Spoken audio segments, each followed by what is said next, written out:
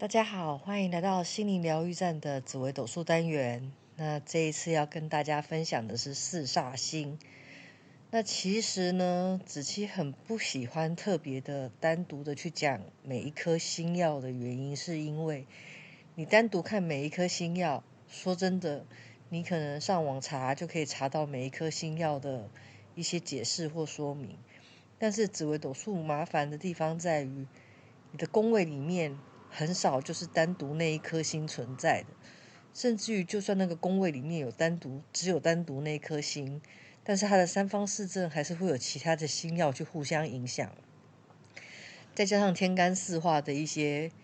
你知道禄权科技的这样子飞跟撞击，其实就会产生很多变化，所以这也是子期很不喜欢单独去讲某一颗星耀的原因。但无论如何，还是要来跟大家介绍一下四煞星。子期比较希望自己所分享的内容是有一些可以帮助大家去学到的东西，而不是单纯只是了解每一颗星耀而已。那首先，我们先来了解一下什么叫四煞星。首先要讲的两颗星就是擎羊跟陀罗。那如果以古书上的说明的话，擎羊是化气为形，你可以想象擎羊就是刽子手。那刽子手是一个什么样的概念？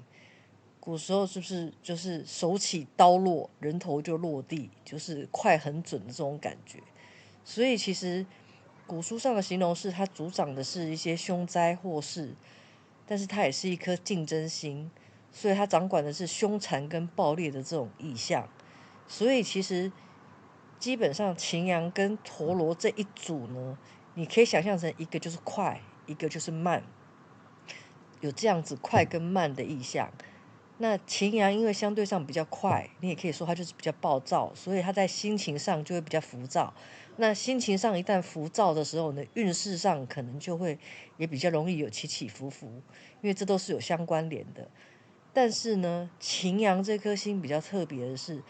它虽然看起来浮躁，可是它在行动上是有谋略的哦。它是会先去思考之后再去行动的，这也是为什么它具有竞争力的原因。所以擎羊真的要说起来，在现代的社会，子期会认为它并不是真的那么不好的一颗星耀，因为他的性格刚毅果决，执行力强。他虽然自负标准高，但是其实相对的，他就是会要求自己，也当然可能也会同时要求别人。但是这在现代来讲，子期都认为这是一颗蛮有竞争力的星耀，所以子期不会认为，虽然他是所谓的四煞星之一，但是在现今的社会就代表不好，因为这是子期认为时代不同，需要对它有不同的解读的地方。因为其实它既然主掌的是比较快的意象，虽然古书上把它形容的比较不好，但是时至今日，你在社会上跟人家竞争，你的性格如果太软弱，其实相较之下，你真的就比较缺乏竞争力，你也比较难能够获得你想要的成功，不是吗？所以这是擎羊这颗星，子期想要用这样子的解读角度跟大家分享。那陀螺呢，因为它象征的是比较慢的倾向，所以古书上会形容它化气为忌。那忌这个东西就很麻烦了，因为你就可以想象成它跟化忌的忌是一样的概念。所以其实，在紫微斗数上，通常我们在看你一生最容易卡点跟纠结的事情，往往就是看两个地方。第一个就是看你化忌的位置落在什么宫位，第二个就是看你陀罗星的位置落在什么宫位。因为这两个宫位，这两颗星，化忌不能算是星啦，但是就是这两个所落的宫位，都会代表是你这一生很容易执着、纠结、想不开的地方。所以陀螺就会形容成有点自虐狂，因为陀螺那种纠结是自己在心里面闷在心里面的。虽然它跟擎羊一样，也是主掌着凶灾祸事，然后师长的是残忍刚勇这样子的特质，可是因为陀螺的负能量比较重，他相对比较悲观，而且他喜欢钻牛角尖，再加上因为他就是大家可以想象像那个小时候玩的玩具，那个打那个陀螺一样，陀螺是不是就会打出去，就在原地一直转，一直转，一直转？所以你就可以想象，陀螺就是会在原地一直转，一直转，一直转。那这种情况就是容易钻牛角尖，再加上它不是会外显出来了，它比较闷，比较压抑，所以这样子的人也比较容易有忧郁症的情况出现。而且因为它象征的比较慢的意象，所以他做事情会慢半拍，相较反应可能比较不是那么快。可是子期还是要说，陀螺这颗星还是要看你怎么运用它，因为你要想，它虽然会在原地一直转一直转，如果你用在纠结某一件事情的时候，当然是很不好。可是反过来说，如果你把它用在于你喜欢的事情，你想要钻研一门学问，或是钻研一项技能或专长的时候，你是不是就可以全身心的投入，一直在那个领域一直不断的转，不断的努力，不断的学习？所以其实如果你把它用在学问钻研的部分的话，反而是有机会可以成为大师的星耀哦。所以它可能会有大器晚成的意象。也就是说，其实时至今日，你在看擎羊跟陀螺，虽然它还是有一些古书上所描述的一些比较不好的意象，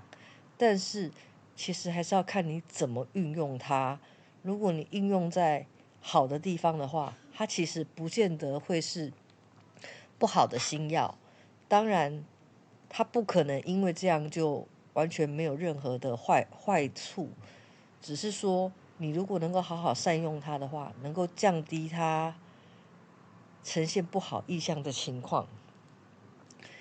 那另外一组呢，就是火星跟铃星，这两个也是成对的，那一样也是有快跟慢的意象。那火星跟铃星呢，化气都是有爆的情况，所以如果要形容的话，火星比较像火爆浪子，铃星就是火眼铜铃。这个大家可能比较难想象，但其实仔细觉得这些名词，其实大家可以不用特别的去在意，我们主要是理解它的形象跟概念。火星来讲，因为它比较快，所以它其实是比较暴烈跟急躁的。虽然说它是主行灾是杀神，但无论如何，它就是主管你的权跟动这件事情。也就是说，因为它很快，他又想要掌权，他又比较积极主动，所以相对来讲，如果你往好的方向发展的话，火星是非常重视效率的，也非常直接豪迈，而且重义气。虽然相对来讲就会有一些缺点，就是因为火爆冲动嘛，火爆冲动的情况下就容易做错决定。但是它是属于有主控权的霸气型，当然因为比较快、比较急躁，所以心境上也比较容易起伏不定，常常忙进忙出，比较没有办法获得一个比较好的平衡。那这时候大家就会说，那擎羊跟火星都是主快的意象啊，那差别是什么？如果真的要讲它的差别的话，擎羊的快，它是属于他已经有想过，因为他说有谋略，他有心机，所以擎羊的这种冲动，就是你感觉他比较冲动，一样都有那种冲动的意向跟快的意向，但是擎羊是属于他有想过，他有谋略才去做的。火星比较像是一股脑的一头热就冲出去了，所以这是擎羊跟火星的差别。大家可以去试着去理解一下，就像火星就是一把火这样，咻一下就烧起来了，所以它可能就不像擎羊是具有思考过的才去做行动，这是他们两者比较算是要形容的话，大致上的一个比较不同的差别。那零星这件事情呢，也希望大家去想象，零星你可以想象有点像电话铃声那种感觉。虽然它也是掌管着爆裂跟惊响这样子的概念，可是它掌管的就是主口，就嘴巴，主孤，主虐。所以其实大家有没有发现，一样都是慢的意象，它都有那个虐的那个情况，但是陀螺是自虐，陀螺偏向于自己虐自己，然后自己闷在心里面闷烧这样子，自己压抑。可是零星不是，零星是自虐，还会虐别人。而且因为它主管着你的嘴巴，所以其实他如果往好的方向发展的话，他其实口才是不错的。如果他愿意去钻研某项学问，他也是能够成为大师。可是如果往不好的方向发展，因为会说话，他可能也或者是说的不好的时候，就很容易招惹口舌是非，而且也一样会钻牛角尖。但是他的钻牛角尖不是只有自虐而已，他还会虐别人，会搞得别人精神崩溃。你就可以想象像电话铃声那样子，一直响，铃铃铃铃铃，一直响，然后一直重复，一直跳针，你就会觉得不断的回圈，非常的啰嗦。所以相对来讲，它其实也是负能量比较重的一颗星。所以大家可以去理解，虽然陀螺跟铃星一样都是慢的意象，但陀螺比较倾向于自虐，铃星是除了自虐之外还会虐别人，这是两者比较不同的地方。希望能够帮助大家理解这四煞星的差别。当然，有些派别会讲六煞星，就是把地空、地劫加进来。但是地空、地劫本来就是比较特殊的两颗星耀，有的人认为它是跟宫位比较相关的，不能够把它当成那种星耀的影响性来看。所以不管怎么样，目前还是先讲这主要的这四煞星，让大家理解。有机会再来介绍地空跟地劫。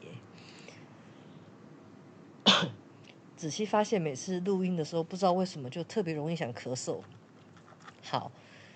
那接下来要特别讲的就是擎羊跟陀螺还有禄存。因为排盘的规则呢，擎羊陀螺一定夹禄存，这是基本上不会变的。所以子期就把他们形容成，他们就像丸子三兄弟一样，永远在一起，前羊后陀，而且不离不弃，三个永远在一起，这也是比较麻烦的地方。当然，禄存大家都会想象成跟化禄一样，是那种给你带来一些福气好处的比较好的星耀，但是禄存本身确实是比较好的星耀，因为它主贵主富，但它也主孤哦，所以其实禄存也有一些孤独的意象。虽然它是富贵之星，代表说你钱存得下来，你也会节俭持家。相对来讲，个性呢，也比较理智。当然，他的学习能力强，态度好，这些都是他的优点，甚至于耿直不做作。当然，他因为也勤劳，所以能者多劳嘛，也许有白手起家的能力。但是因为他主孤，所以无论如何跟六亲之间的缘分还是比较淡薄。那就像前面子期所说的，其实子期在介绍这些星耀的时候，除了单纯介绍他们的本身星耀的特质之外，比较想讲的都是一些大家比较需要去可以学习到的地方，比如说禄存的位置就是由天干来定位的。我们看一下右边这张表，地支位子到亥，这是地支位是永远不会变的，子期已经讲过很多次了。那这些地支位一旦确定之后呢，子期标蓝字的地方就是天干。这个天干呢，譬如说，如果以出生年来讲，你出生年是甲年的话，甲这个位置就会是你的禄存的位置。也就是说，标在这个表上的天干的位置，就是你那一年的天干禄存星所在的位置。然后你就想，它前面会有擎羊，后面会有陀螺，这样子的概念，你就可以排出它的宫位来。当然，比较麻烦的是前面擎羊后面陀螺这个东西要怎么形容？子期就用位置来标给大家看。比如说甲年生的出生年，他出生年的禄存一定落在寅位，然后这个时候呢，擎羊跟陀螺就会分别落在卯位跟丑位。那子期会讲说前擎羊后陀螺的原因，是因为我们在排宫位的时候都是用逆时针的方法排的，命宫、兄弟宫、夫妻宫这样子逆时针方向排的。所以如果以逆时针的方向来看的话，擎羊就会在前面，然后再来是禄存，然后接下来是陀螺。那再举另外一个例子，如果你是新年出生的人，新年出生的人禄存就会在酉这个位置。那这个时候一样，前面擎羊，后面陀螺，就会形成它本命年的时候出生的时候，你原始命盘上的擎羊跟陀罗还有禄存就会在这些相对的位置上。那大家可以发现，辰戌丑未是不会有禄存星的存在的，但是可能就会遇到擎羊跟陀罗。那其实很好记，就是空两个一组，然后空一格。甲乙之后呢，空地支辰空一格之后，接下来丙丁，但是戊己会再重复在丙丁的位置上，然后再空一格，然后真的非常不好意思，不知道为什么录音的时候特别容易想咳嗽，平常说话都不会这样，但是录音的时候可能特别的，就是不自然吧。虽然不知道为什么就会面对麦克风就会觉得特别的别扭。好，言归正传，就是到更新的时候呢，又会再空一格，空掉虚位之后呢，然后再到壬癸，会在亥跟子空一格丑之后，又再进入到甲，所以其实它并不难记，大家只要把这些天干的位置记清楚，你就知道你的禄存会在什么位置，然后再把逆时针的方向擎羊跟陀罗就可以找出来了。比较特别的是，这是本命盘，就是你先天出生的时候就会有的这三兄弟的位置。可是除了生年天干之外，大家不要忘记了，你大限的命宫，你的大限命宫落在哪一个宫位的时候，它也会有那个宫位的天干。这个时候，那个宫位的天干一样按照这个天干的顺序，会产生所谓的大限的禄存、大限的擎羊跟大限的陀罗。也就是说，除了你本命盘上面的这个丸子三兄弟之外呢，大